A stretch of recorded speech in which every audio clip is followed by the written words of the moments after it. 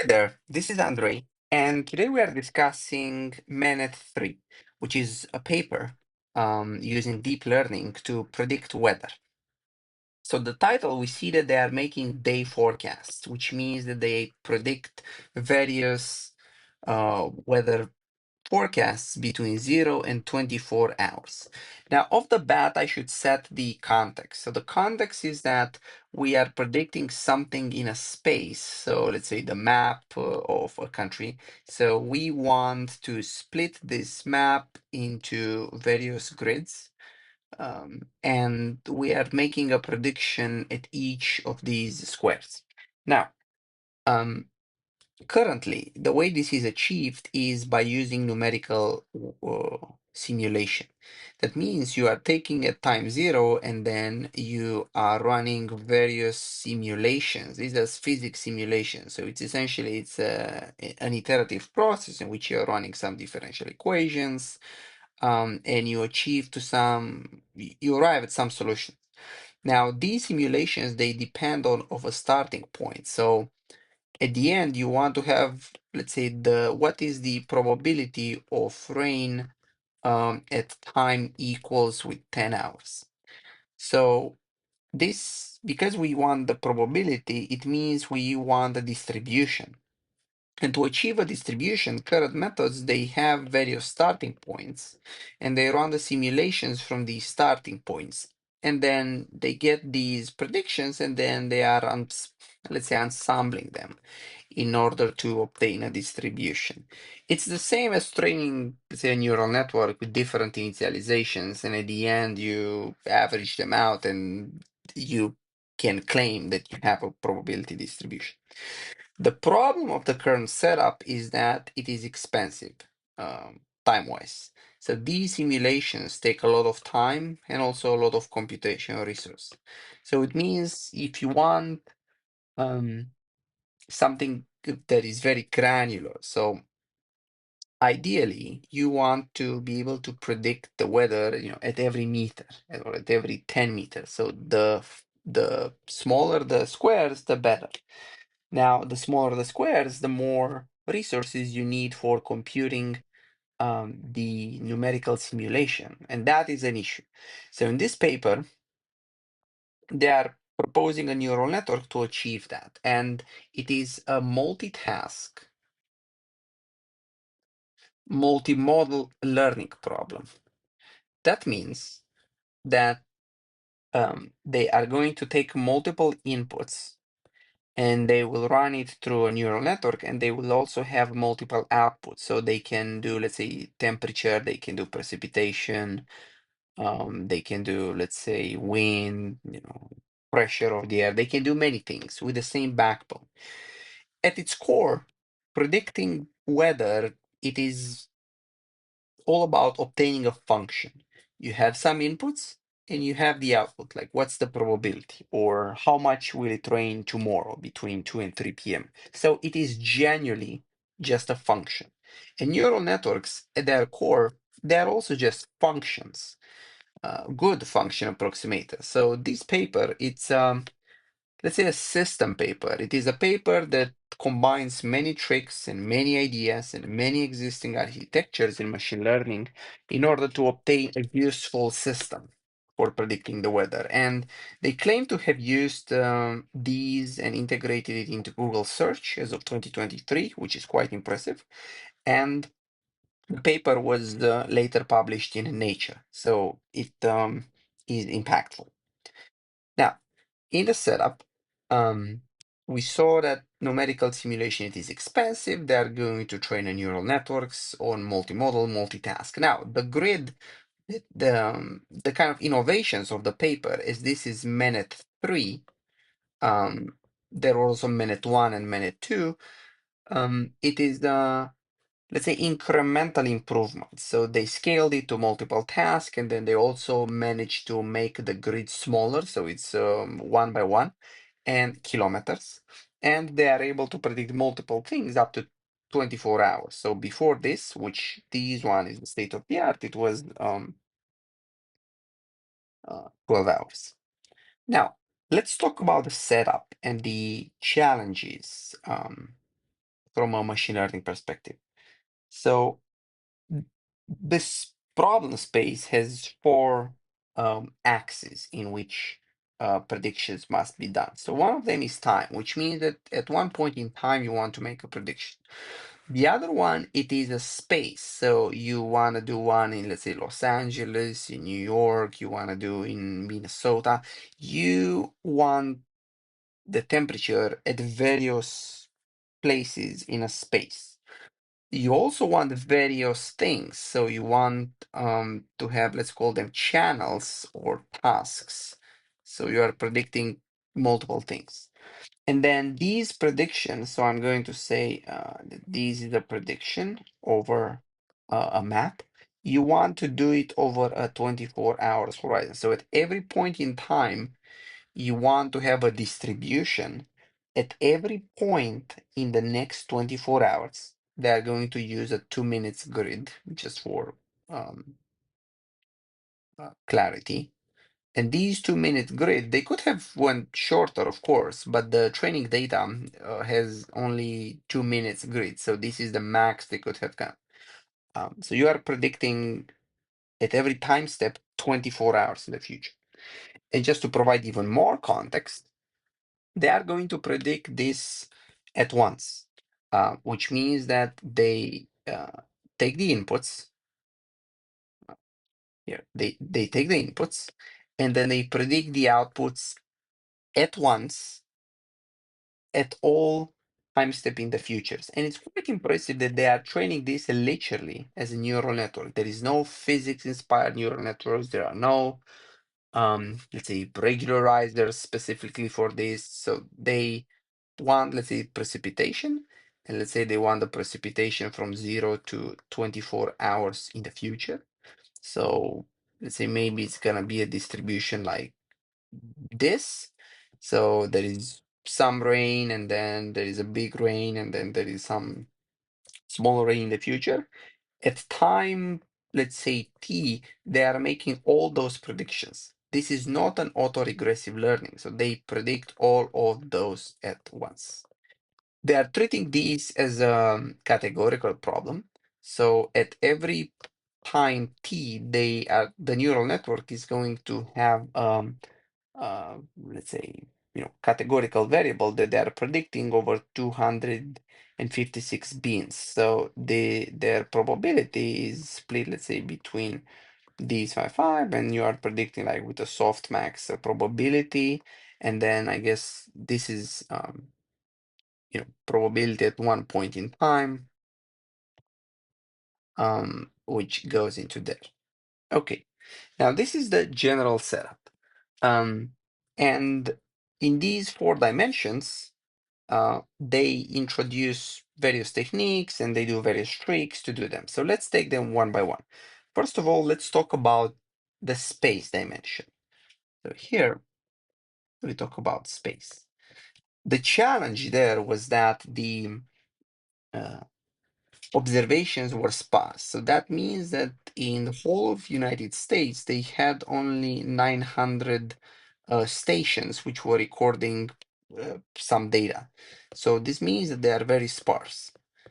Their task is to predict in a very fine grid. So there can be hundreds of kilometers between these ones, but between your actual input points, but the uh, grid is 1 by 1 kilometer. So there are many cells, many grids in between them that you want to predict, but the closest real time data is quite far. So what they do is they use a bunch of things. They call this densification, but it's honestly not that special. So the first thing they do is they use some dropout during training. So that means that when you train and when you are trying to predict various things, the context or the inputs that you provide are fewer. So they take something like an 80% of the stations at random from the training set. And these are providing as the context. So which means that the network is incentivized to, let's say, interpolate better. And not expect to have data from some stations. And this maps with reality because the stations also grab data at some times. A station can be down, it can be damaged, or also a station can have some issues. So the previous data can be from yesterday, or it can be lagged, or maybe it doesn't take data. So the assumption is correct that some stations can be down, and then they impose that in training. The other thing that they do is they sort of validate and evaluate the predictions at stations which are not in the training data. This makes sense. They also have a mode which is more like a feature, which is hyperlocal evaluation. That means that the station that you want to make a prediction on, it is also part of the sort of input, but you have time smaller than a time t, and then here you want to make a prediction at a new time t, but you also provide the additional context of one station. And then the effect of all of these is you essentially can interpolate much better between the stations. Okay. One thing which is worth mentioning, it is unclear to me how exactly they do it. So they're saying that the numerical weather prediction models, they are not taking uh, the inputs directly. And what they're saying is that the current NWP methods, they take all those inputs and then they sort of create a unified representation. They call this an assimilated state. Think of it as you take some inputs, you fill the gaps, you let's say normalize between them, you do everything so that this state it's nice. It is let's say a dense state, even though you have only some sparse observation. And then the numerical weather prediction work only on these assimilated states. Like what is unclear to me is that throughout the paper they kind of say that their model is better because it predicts directly from the inputs. But in this last paragraph, they're saying that so due to the challenges of incorporating all the relevant information of observational data, MeNet 3, so this model, it still relies on an assimilated initial state that describes these conditions. So at some point, it also gets the same assimilated state. They call it to be initial. I'm not sure what that means. But this state includes a dense, so somewhat diverging estimate of the surface that can aid MeNet in densifying its prediction. It's still unclear how they use, but just for context, they also start at some point from this assimilated state, the same way that the other methods do. Okay, now one effect of that densification here, we can see some stations with those on the bottom row. And at the top, we see the effect of current models and then on these models. One obvious thing is that the new model has higher resolution. So the grid size, the squares are smaller, it's more refined.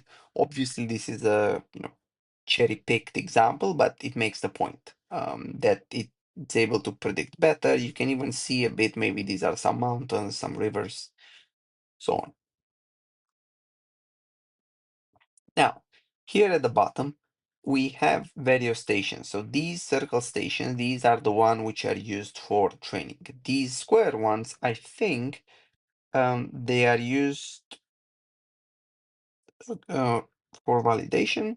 Yeah, they are test stations, so they are not used during training. Now, what you can see is the error is smaller when it has a color that's closer to white. And you see that with MeNet, so the neural network, the stations which were used during training, they have a very small loss, while on the left, they are quite high loss.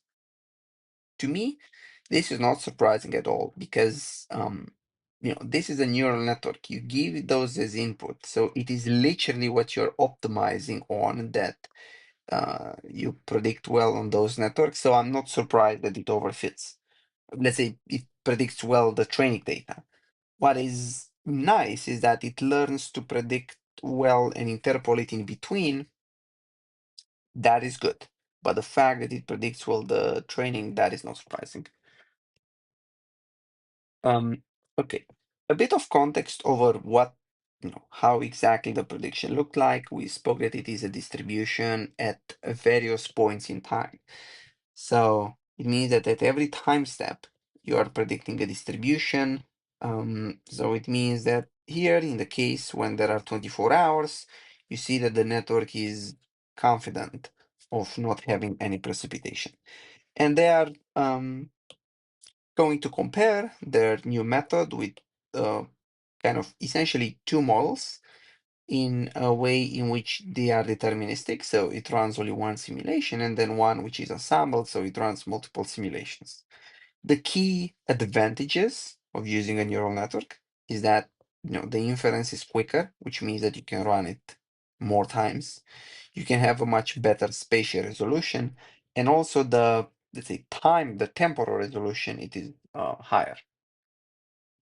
Now, we will jump to the method, and then we will look over some results. The method is interesting because it is a complete system. It combines many things. In terms of the data set, we spoke that it is a multi-modal learning. I have nothing to add over the types of data that they do. The one thing which was interesting was that they have quite a, unique, in my view, way of splitting the data. So the training, validation, and sets, they are generated without overlap from periods in sequence. But if you see, so they do multiple splits, like multiple batches, and in each batch you keep some days for the training, and then you are taking a gap, a blackout period, and then you do more days for valid data. So you take these one for train.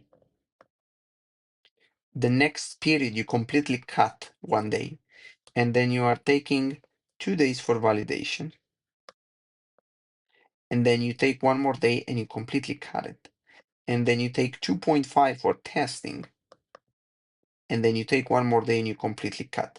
And you repeat this multiple times in the future. So which means that a standard split for a time series data is that you take your uh, first time, let's say 80% of the time you put into train, then you put into validation, and then you put into test. And this is common in everywhere where there is time series. There is let's say in finance, you assume that you check everything in the past and then you predict the future. Here they take a different approach. They have these gaps, which I found interesting. It's also probably helpful for them to predict, to kind of assess their model better. There is also the observation, because you can split the time multiple times in these ones, that the past doesn't matter so much. So in order to predict the weather tomorrow, maybe only the last couple of days it's necessary, but what happened 2 months ago, that is not necessary. I was curious why it allowed this 1 day blackout. I'm not sure. One thing could be because it, they want to have a more, let's say, clear validation test. The other one could be because it predicts 1 day in the future. So at the last point, at the last step, you are evaluating the next 24 hours. So you put this time into your training. So it wouldn't necessarily be fair to compare against it, but I'm not 100% sure. Now let's talk about the model. Here there are a couple of interesting things. The first one is, how do you embed location? And they create this idea of topographical embeddings. What this means is you are taking the map and you don't encode the location as its location, but rather you learn the location. So at a grid of, I think, 4 kilometers, you are learning some vectors. These are some embeddings of size 20. and they split it through the grid at every 4 kilometers. So these are fully learned. Now, whenever you make a predictions at one point in time, the location of that point, it is a bilinear interpolation between them. So you are taking an interpolation this way, and then you are taking an interpolation that way, and then the embedding at that point, it's sort of the average of the nearby embeddings. So you get a location that is learned. Now, they don't say any restrictions here in a way that I assume that the embeddings are trained from scratch. I would be surprised because one way to extend this is that these embeddings, they can be, say, at minimum preconditioned based on the terrain or based on even the distance between them, or you can put some constraints in order to initialize them better or to train them better, but they don't do it. It's pure learning. Okay, we've encoded location. Now, in terms of the architecture, it is composed of multiple pieces. These are the inputs. What's important is that there are a lot of inputs and there are at various resolutions. So these things at every 4 kilometers, this thing, it's an 8 kilometers. There are multiple channels, so it's a, let's say, non-trivial multi-modal learning that they are doing. And these are the tasks. So this is the multitask part where you are trying to predict a couple of things. These are channels, so stuff that you are predicting at various resolutions in time. And they're modeling through categorical and they are using normal losses. Now, the architecture, it is complex and we will dissect it. So you see, first on, it is a unit. A unit means that you start from a low resolution, you go, so from a high resolution, you go to a low resolution, and then you go back to the high resolution, and you have these concatenations. What that means is you are able to view the same image or the same thing at various resolutions. So you can see uh, interactions in the neighborhood and also long range interactions. Now, they're taking some inputs and then they are essentially mixing and processing these inputs via some ResNets. Nothing special so far. Then they are downsampling these. They are providing more inputs at a higher resolution and mixing and doing like convolutions, nothing special. Here they have a transformer block, and the transformer block is done at a low resolution. What this means is you are going to see the a large area. You are interested maybe in a patch in the middle. You have a view over everything here. A transformer is going to use like a self-attention mechanism, which means that you can obtain context over, let's say, the weather around your patch, and you are going to mix it into your target patch. They use a special version. It's called max VAT. What this means is it can better take this low long range dependencies, and you do it at 16 kilometers. I think this is useful, especially because they want to do 24 hours predictions. So the way that the context, maybe 100 kilometers or 500 kilometers, it is useful. So they want to get that through the transformer block, and now they are going back and upscaling. They take this, long range dependencies, concatenate it with the previous ones, and then upscaling. Two things. Here they have some additional losses. At some point, they say that these are just used for training to stabilize the network, and they are not used. And then the actual stuff is the final prediction.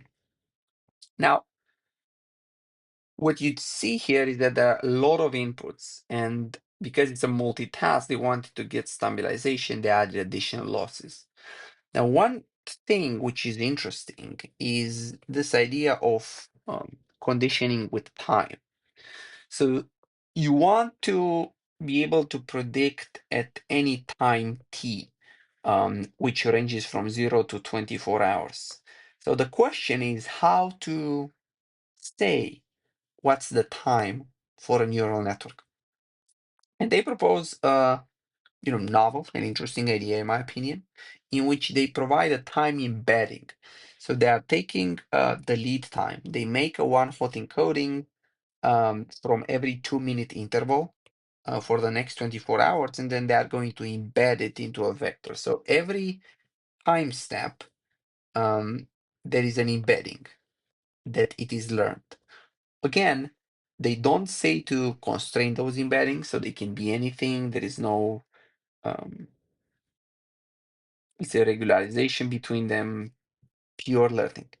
And then they take these embeddings and then they are saying that they are not just feeding it once, but it is applied to both as an additive and multiplicative factor to the input and to the hidden representations before each activations. This was, it caught my attention. It means that they had a hard time to condition on time. So they embed the time. And on top of that, they added to each activation functions. And as you see, the network is big. There are a lot of activations and a lot of inputs. So this network, it is uh, ingested with a lot of time information multiple times. They also say that the way that they are training this is in a biased way. So they are sampling time equal to 0 10 times more than time equal with 24 hours. This means that, because you are training much fewer times to make uh, a longer term prediction than the shorter term prediction, the network is going to be, let's say, more incentivized or more trained for short term predictions. And the results actually show that, because if we go, let's say here, so in this one on the left, the smaller the better. You see that their model, which is in blue, it makes a big gap compared to the numerical weather prediction on the short end, but on the long end they are essentially the same. Here you see that on the short end much better, on the long end it's slightly worse. Obviously, you have the other advantages that it is quicker, you can run it multiple times, you can get a finer grid and so on. But performance-wise, once you do the prediction, it's slightly worse. Here, same, it converges in converge. So it is unclear to me why they are doing this, by sampling. In my mind, you should want to incentivize a longer term prediction, because if you get that right, I would assume that the network will learn to get the previous times good. So the harder the task, meaning the longer term prediction, the um, the more the network will learn. One possibility is that in the short term, it seems that the distribution is much richer. Um, and in the long term, the distribution is essentially a Dirac delta. That means that also the softmax loss is going to be much richer for the short term. So maybe they wanted to get a better loss, like more signal. I'm not sure, but sure they had the reason for doing that. Okay, coming back, uh, time-wise, highly conditioned. Um, Now, in terms of training, there are a few tricks. The first one is the densification, essentially dropout during training. And then they do a loss scaling. All of these is motivating because they have a multitask learning problem. And the network must, learn multiple things at the same time. And probably they found it that some losses are monopolizing the uh, training of the network, because the magnitudes of the losses and hence the magnitude of the grids are higher. So then they decided to do this. But let's read. So the network is trained to optimize multiple losses. You have a bunch of variables. So they have different magnitudes, which is expected. So it's necessary to rescale them. They do all the standard stuff. So for instance, the standard techniques that you rescale all the targets for the MSE loss to be essentially zero mean, one standard deviation. Then the other thing that they do, and they claim to be novel, is they are scaling the gradients on each channel. So we spoke that we have prediction in which we have different space, and then you have different tasks on the channels. Now, they take each channel, so per channel, meaning per task, and then they are normalizing the gradients on that one. So the final gradient on a position ij, so on a grid on that channel, it's the gradient that it is computed times this normalization factor. And this normalization is essentially, pretty much a softmax over these weights that they are computed based on all the gradients on that channel. So you take, let's say, precipitation. You take all i's and j's, you take the gradients there, and you compute the absolute value, the sum of the absolute value. So these tells you kind of the entire gradient for precipitation. And then the gradients on that channel are normalized. So the higher the the higher the weight, the more you will have of that one compared to the other channels. So you are normalizing across channels. So if a channel monopolizes the gradient through this weighting mechanism, it is going to be toned down. And then they are saying that the scaling guarantees that the influence of each channel output is bound and is therefore a small fraction of the target channel. So when the target channels are corrupted, they seem to be concerned with corruption of the data. In my mind, it's just a way of ensuring that you train a shared backbone for multiple tasks. Good. Now, also, because of this multitask learning, they have at some point figure, see something here. So they are saying that they are training a model for precipitation. I think of the bat, so they train it only for precipitation. And then they train it in a way in which you train it multitask, and then you train it for one task, and then you fine tune it specifically for precipitation. And it's slightly better. What this implies is that the backbone, sort of the similarity between the tasks is not so high. So in multitask learning, you are trying to use one backbone to learn for multiple tasks, and the final backbone to be better for all the tasks because you have similar data. What this implies is that the backbone learns something which is not as good for all tasks as you would train it in a different way.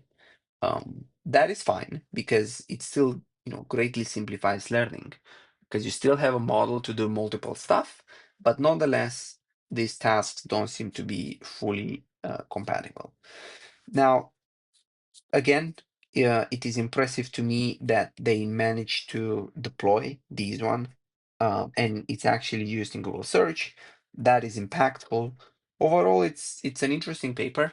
I found it quite surprising that they don't use any regularization, like any special, like any constraints, like consistency regularization across time, or across the space. That is good and important because it shows that a neural network, even without knowing anything about, let's say, the real world, it can still be a good function approximation. Thank you for watching. I hope you learned something useful.